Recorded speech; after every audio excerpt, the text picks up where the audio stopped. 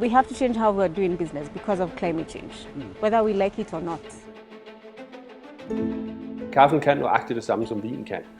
Kaffen er lige så spændende, lige så interessant, lige så farverig, lige så foranderlig. Hvem er det, jeg understøtter? Understøtter jeg multinationale selskab, eller understøtter jeg en farmer? Improve the lives of coffee producers in Eastern Africa. That is the sole reason for our existence.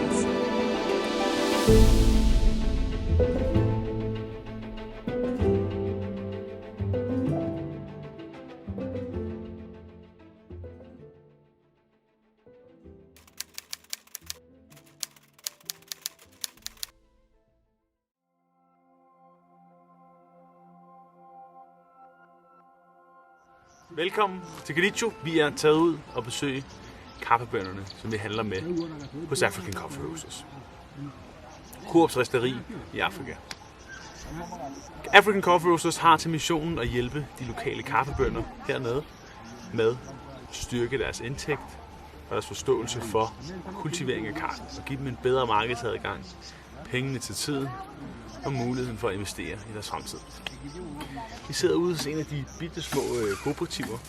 Et kooperativ, som Coop i virkeligheden også er. Det er en sammenslutning af en masse små farmere, der samarbejder om at i det her tilfælde levere kaffebønner tørret og pakket ind til Coops risteri i Athi River, lidt ude for Nairobi. Every time we told everyone that we're making a coffee roastery from Africa to export coffee to Europe, the first statement was, but you can't do that. It cannot be done. And we would tell them, we are doing it and it can be done. And 6 years later, we're doing it. And it's quite exciting, to say the least. I am the Sustainability and Compliance Manager at African Coffee Roasters, and I am responsible for liaising with the farmers, creating or implementing sustainability projects, for example, the Trace Kenya project, and also certification schemes within African Coffee Roasters, and where we offer technical assistance to farmers. Yeah.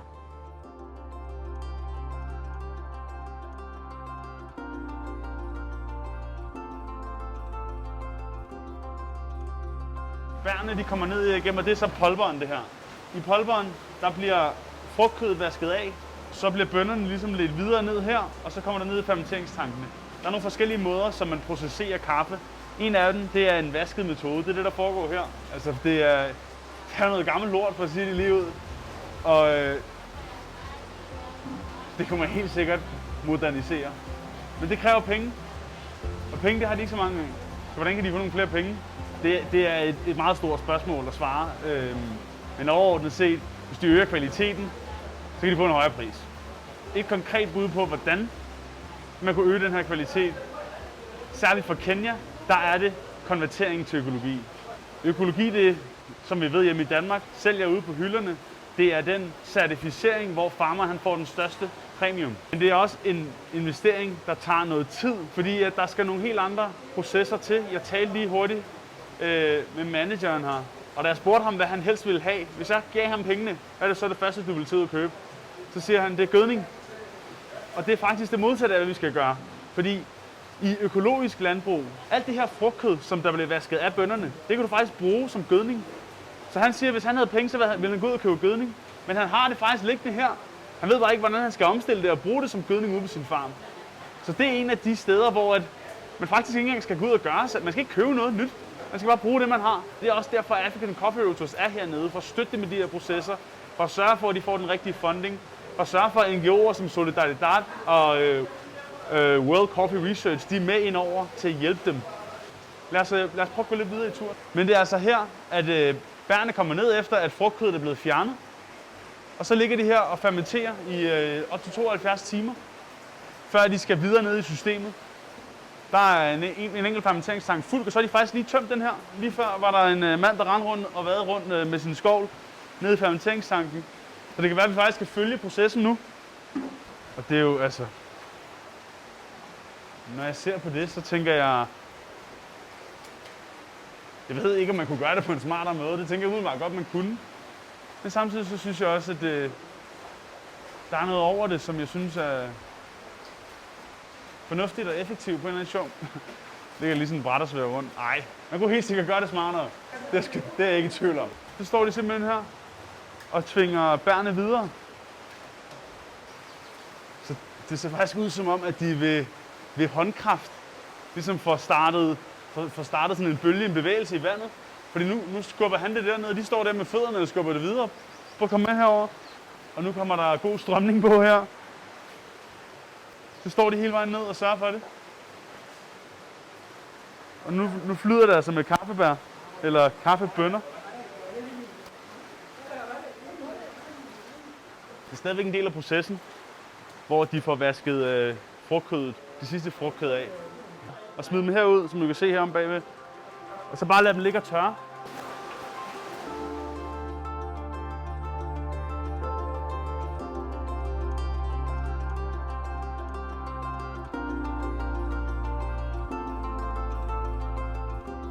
These are the B1s? P1s, P1s. Everyone, The best ones. the best one. This is where you will get those grades from. You can see this is the highest quality that they have. You can see it. We have to save them, all of them. It's very precious cargo. You can tell the size, they're Big. a bit big. Yeah. Is there any further process of sorting the size of them? Yes. Okay. At the mill, when they remove the husk, They will do it again. they will do it again. Yeah. They will grade them further. Yeah. So now you will get the AA, AB, Yeah, okay. C, PB, T. At the mill, they will grade them further. Yeah. When we set up African Coffee Roasters, we had anticipated that we would be sourcing a bit more coffee from Kenya, seeing that we are based in Kenya, than we currently are, and this is our 5th year of operation. We had maybe 50-50, anticipated 50% from Kenya, of green beans sourced from Kenya, 50% sourced from the rest of East African countries, mainly because Kenya has a very strong coffee brand and in the specialty coffee industry, and we, based on our production, thought our customers would be asking for more Kenyan coffee than they are. It's important for me at this point to explain that we produce to order. We don't roast coffee and push it to the market, but rather the market asks us what they need, and then we go and produce what they need. So increasingly, in the 2nd and the 3rd year of operation, we realized we were only sourcing about 30%, 20% of Kenyan coffee. The rest we were sourcing from all other East African countries. And the defining factor was the fact that the first thing that the customer asked when they come to us was the certifications. And the one certification which we kept seeing coming back over and over was organic certification. And the minute they ask organic certification, Kenyan coffee falls off the table. It's no longer up for negotiation, regardless of how great it is, how top-notch the notes are, it's just not up for discussion because it doesn't have the organic certification. And the interesting thing about that is that coming from the specialty industry, and especially in Denmark, Kenya has always been loved by coffee enthusiasts as Exactly. being the best quality in the world. Exactly. But these people have been telling me as well that the quality of Kenyan coffee has been declining. So the position that Kenyan coffee have had previously is not the same anymore. Yeah. So what happened? So in my opinion and in my experience, I mean, there are very many factors affecting the quality of any coffee, including Kenyan coffee. So one, climate change, I would say, is the number one thing which has affected coffee quality and production. Because the way the coffee farmer is used to farming their coffee, the way the coffee factory is used to processing their coffee, is all very dependent on climate. 100% dependent on climate. For instance, we're standing next to the drying beds. If it's not sunny when it's supposed to be sunny, your coffee won't dry within the period with which you want it to dry. That will mean you will have a lot more coffee on the drying bed. You will compromise the quality because maybe you will not be able to achieve the quality, the moisture content which is needed, and hence your quality will go down. So it doesn't matter what the farmer has done at the farm level. If you come here and it's raining when it's not supposed to be raining, then you already have your quality compromised at this point. So I would say climate change is the number one factor. And climate is something that we always talk about where do we grow coffee? We do it at the bean belt near equator because we can count on when the sun is here and when it's going to rain. Exactly. And why we think this organic project is very, very timely is because it's going to tackle the issue of climate, climate smart agricultural practices, as well as bringing the coffee Kenyan coffee back to the table. So the Kenyan coffee was never at the table because it doesn't have the organic certification. And one of our values as African coffee roasters is we respect the environment. We look at the environment as that which feeds us. I came across my favorite definition of sustainable development, I think so far is, and I think it comes from a Native American saying, which says, we have not inherited the earth from our ancestors, we've borrowed it from our children. And I think that's classic. So based on what we do today, then that will inform how tomorrow will be like. So that's why as African coffee roasters, we value our interaction with the environment. And organic coffee farming gives us a way to transfer that value and that knowledge to the farmers along the supply chain. So it's not just something which we're doing at our factory, but it's something which we're also sharing with our stakeholders. 1. 2, it makes business sense for us as African coffee roasters to have organic certified coffee from Kenya, because like you say, Kenyan coffee has an already established brand. We don't have to do a lot of marketing for Kenyan coffee. So we are losing on this brand value, and the brand is starting to go down and to go down and to go down. Why? What can we do about it? Can we start innovating new ways of farming?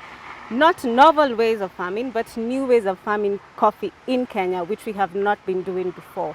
Can we start farming organically, which will take care of all these climate change issues which we're seeing? For instance, we start looking at how can we use the coffee pulp from the factories a bit more keenly than we were before, because more often than not, if you walk to all these coffee cooperatives, you will find the coffee pulp lying there year in, year out, and no one is using it.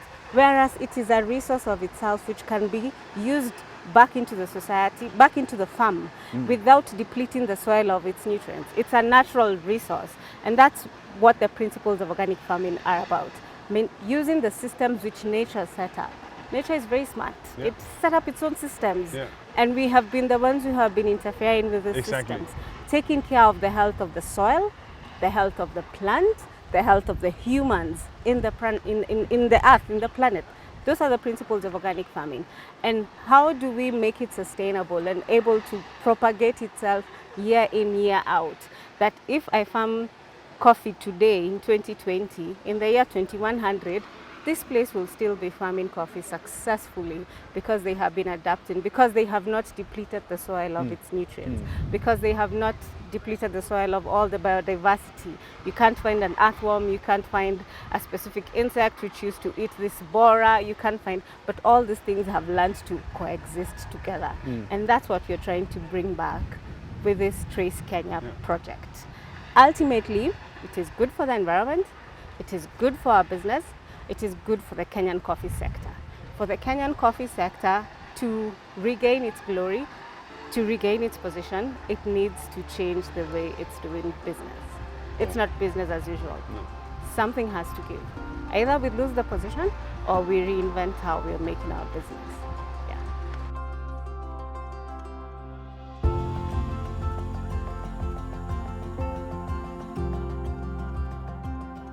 Så nu er vi taget hen til en ny farm, en lidt mindre en, der kun har været i gang i måske 10 år, som Joan nu fortæller os.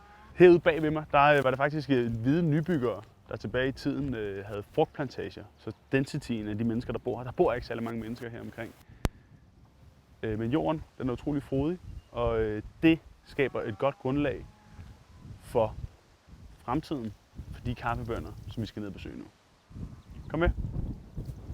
Så jeg havde en eller anden drøm om, at jeg skulle stå ude på en kæmpe kaffemark, og dronen, der bare skulle flyve ind over mig, og bare skulle stå der. Ej, se hvor lækkert det her kaffetræ er.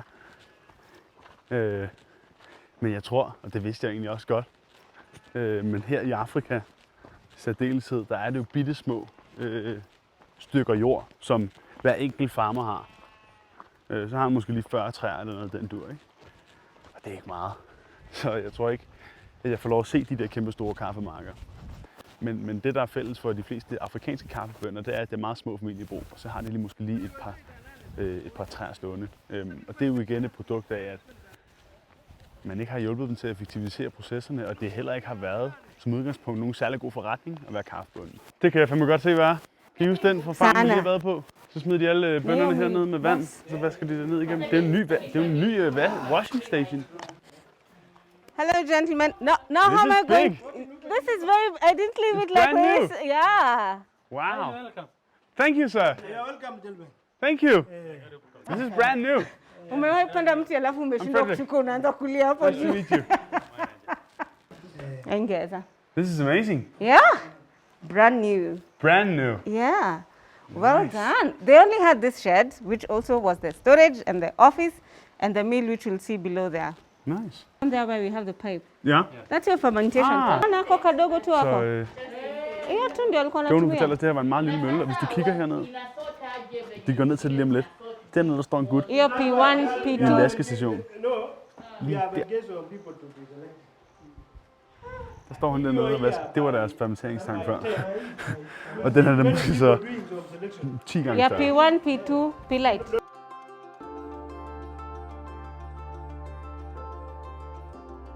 Now, here's an interesting fact. You see the old fermentation tank. With the size of that fermentation tank, they're not able to do the grading using water, where we would get the P1 and the P2 and the P-light. With this kind of system, because it was very small, they just ferment, they get the parchment, and then they take it to the mill.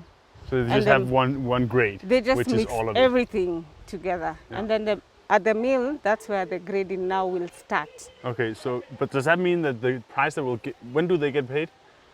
After the mill. Okay. But that means that they cannot project the quality of the coffee that they will get from the mill. No. With this kind of setup, whatever the mill tells me is what I will accept Exactly. because I can't do So projections. you don't have anything to negotiate with. I have nothing to project or negotiate with and say, no, I think this is not correct. This should have happened. Yeah, just an interesting fact. På den farm, hvor vi lige har været, der havde de et noget større anlæg, en fermenteringstank, hvor at de kunne sortere kaffebærne efter størrelse i P1, P2 og P-light. Og når de kan sortere efter størrelse, så har de noget mere at forhandle med, når de kommer ind til tørmøllen. Her, der, hvis du kan nærmest ane det nede bag ved mig, der står en gut med en skovl nede i det, der som er deres fermenteringstank. Det er simpelthen et badekar. Der er ikke nogen sortering af P1, P2, P-light eller noget som helst. Der er en sortering, og det er ham der står med en skovl. Og så går der ellers nogle kvinder her forbi med deres fingre og lige kigger det værste igennem og prøver at se, om de kan sortere det lidt, når de ligger herude. Der ligger jo tusindvis af bønner, så det er jo en kæmpe stor opgave.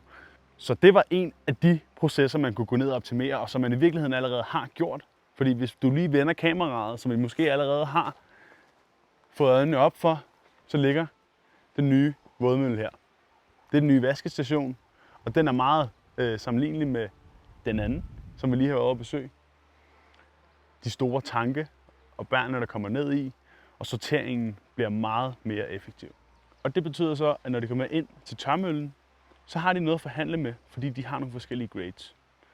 Og det er sådan set det system, som man har brugt i Kenya i mange år til at forhandle med tørmøllen og de næste mennesker i forsyningskæden. Men hvad de ikke finder ud af på det her stadie, det er, hvordan kaffen den bliver scoret i specialty-øje med. Og der har den her skala fra typisk 60 til 100, hvor man scorer kaffen alt efter, hvordan den smager. Og de smager ikke kaffe herude. Der går lang tid før de her bønner overhovedet bliver ristet, og man kan brygge dem, og man kan smage dem. Og det er blandt andet her, African Coffee Roasters kommer ind i billedet. Fordi i mange år her i Kenya, der har man gradet sine bønner efter det, der hedder A, B og AA, som er den højeste, og BB og så videre derned efter. Men det er gradet efter størrelse, og størrelse er ikke nødvendigvis ens betydende med bedre smag. Så derfor, så det som African Coffee Roasters kan gå herned og hjælpe dem med, det er at skabe dels gennemsigtighed og hjælpe dem til at effektivisere deres processer, men også give dem adgang og forståelse for, hvordan man kategoriserer og vurderer kvalitet. Fordi hvis de begynder at forstå det, og forstå, hvordan de kan påvirke det hernede, så kan de øge kvaliteten af deres produkt og ultimativt få flere penge for det. Men lige nu, der grader de efter størrelse, og det er altså ikke altid lige med bedre kvalitet.